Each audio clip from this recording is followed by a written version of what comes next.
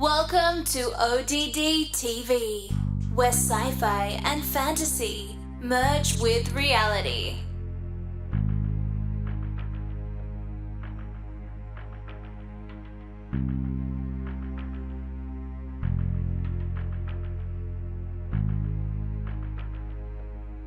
Hey everybody, what's going on? Hope all is well. This is ODD, and I want to put a spotlight on Colorado because I live in Colorado, and some of my observations lead me to believe that it may very well be the New World Order headquarters. Now, this is all speculation, of course, but I feel that it's justified. So let's get started.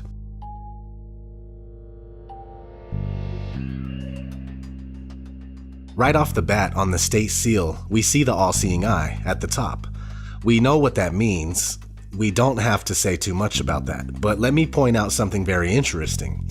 On the bottom of the seal, we see that Colorado was established in 1876. That's exactly 100 years from the time that Adam Weishaupt founded the Order of the Illuminati in 1776. Now here's the kicker. 1776 is also the year that the design for the Great Seal of the United States with the all-seeing eye on it was submitted by a man named Pierre-Eugène du Cimetière.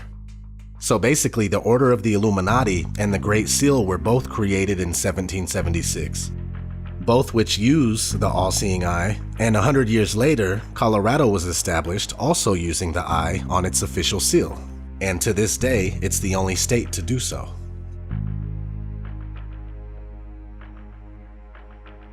Underneath the eye is a bundle of sticks with an axe sticking out.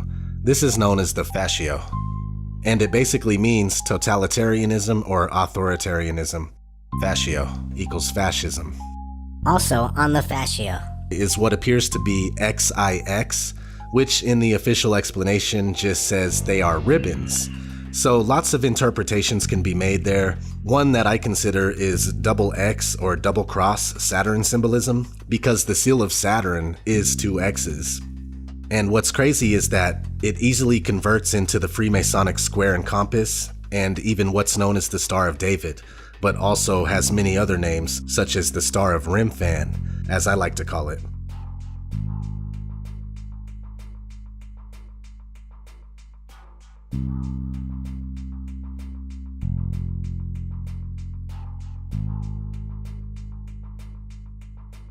But this makes sense when you understand that the elite do in fact worship Saturn, which is the god of 1,000 names. Another interesting aspect is the heavy use of blue and red on the Colorado seal.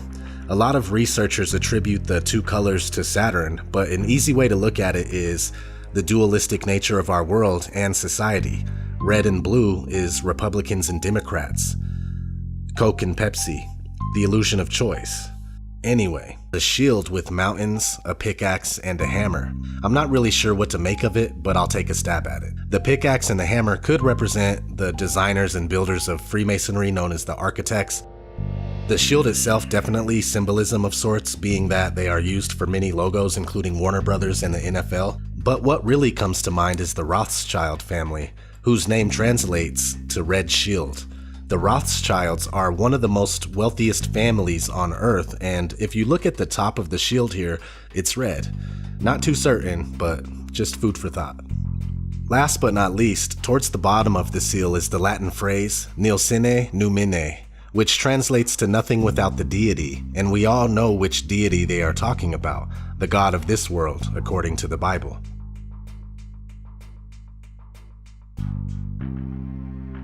Now we're going to move on to the Denver International Airport, DIA. This airport is the largest in America and one of the biggest in the world. Here's an aerial view of the land, and just this little part right here is the main building that travelers go through. Let's check it out on Google Earth to get a better perspective. So now we are right above the land, and I'll show you around a little. This is what I'm talking about. Just this right here is where you go to get in. This is the funky roof that we see in pictures. Surrounding the white building are parking garages, and then outdoor parking on both sides as well. It's just huge, and after you get in, go through security, you go down underground to get on a train, at which point you're taken to one of the 3 concourses, which are these buildings here.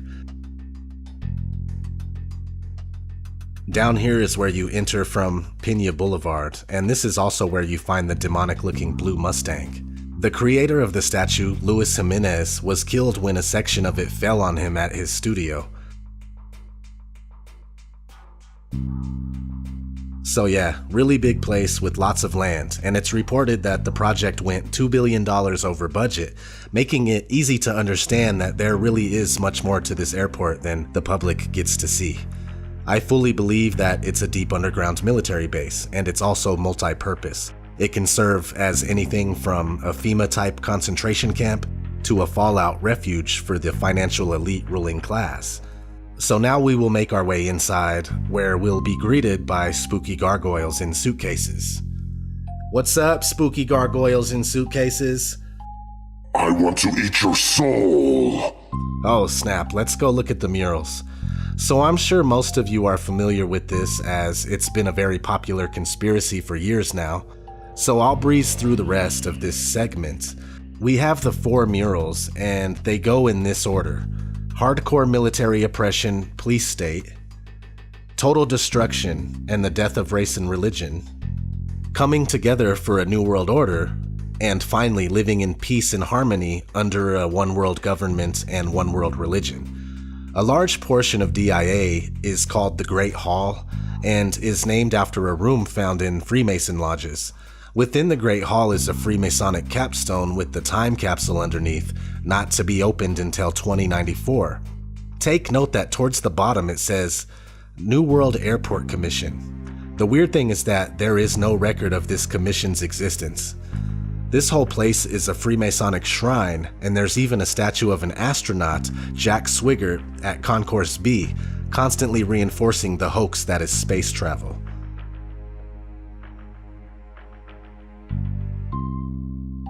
Let's head over to America2050.org, and we could look at the future mega regions, or megacities. Just like Megacity 1 on Judge Dredd. There will be 11 mega regions, including one that will consist of Colorado Springs, Denver, Santa Fe, and Albuquerque. This will be accompanied by the Trans-American Passenger Network, which will connect all the megacities.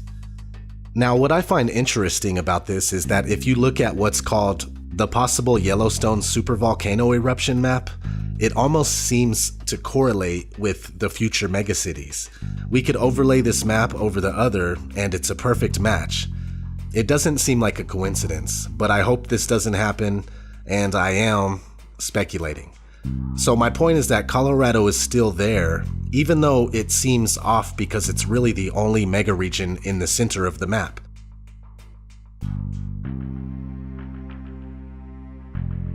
Let's check out the Hunger Games map from the movie franchise.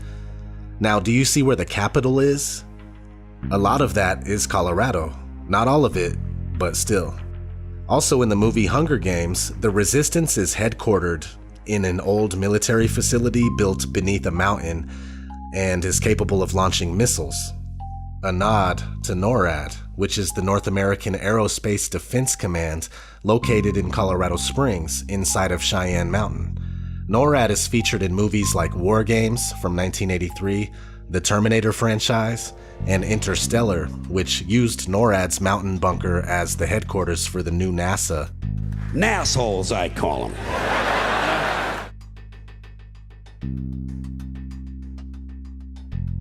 Also in Colorado, we have NIST, the National Institute of Standards and Technology. It's located in Boulder, and they are the people that put out the official story on 9/11, which we know is completely bogus. So right off the bat, we know there's something up here. Over the years, there's been a lot of speculation regarding this place, including that they work on hologram technology and voice of God technology, which is the technology that uses certain frequencies to direct voices straight into your head. Both technologies would be used in a Project Bluebeam scenario.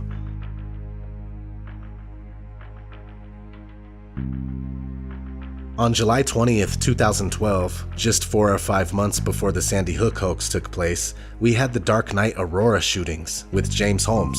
I don't know if anyone was injured or not, but it was completely staged, and it couldn't have been more obvious. The alleged shooter, James Holmes, was involved in mind-altering neuroscience research, like behavioral programming, basically, And that's exactly what appeared to happen to him. Some sort of MK Ultra Manchurian Candidate type stuff. They say he went on a killing spree inside the theater where Dark Knight was playing, dressed as the Joker. If you go back and listen to interviews, the stories were inconsistent and many people said there were 2 gunmen. And then James Holmes is in court the next day looking like a hypnotized zombie, triggered mind control slave. And the messed up thing is that guy could be an actor for all we know. But I lean towards him just being thrown under the bus. I don't know. But what's really telling is that Lil Wayne came out with a music video 3 days before the shooting called Still Homies, and the video took place in a movie theater with 12 skeletons scattered throughout the seats. And that's exactly how many people that were claimed to have been murdered in the Dark Knight Massacre.